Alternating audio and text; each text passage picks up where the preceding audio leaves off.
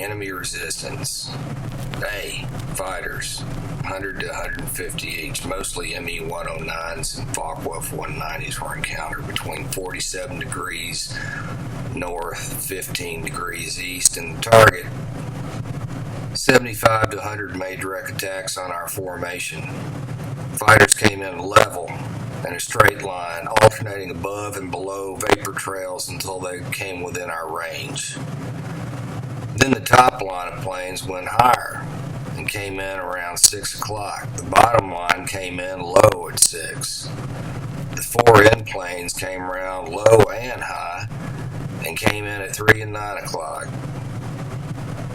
Attacks made by each in group of 3 or 4 seemed to concentrate on one plane at a time.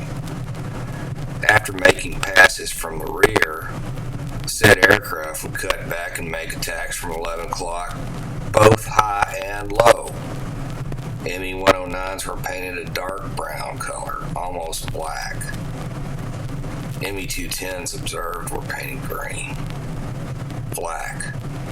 Intense, accurate, heavy flak. Both barrage and tracking types were encountered with the target. Significant observations, communications, negative. Flak positions. Due to inherent intense air activity, flak positions were not observed. Smoke screens negative, naval negative, aerodromes negative. Conclusion, total losses from flak, none. From fighters, 9. Other reasons, 2. Mid-air collision. Damage from flak, 3 minor, 1 major injury to personnel. From fighters and flak, 1 minor, 2 major. Other reasons, negative. Victories, 6 Me-109s destroyed.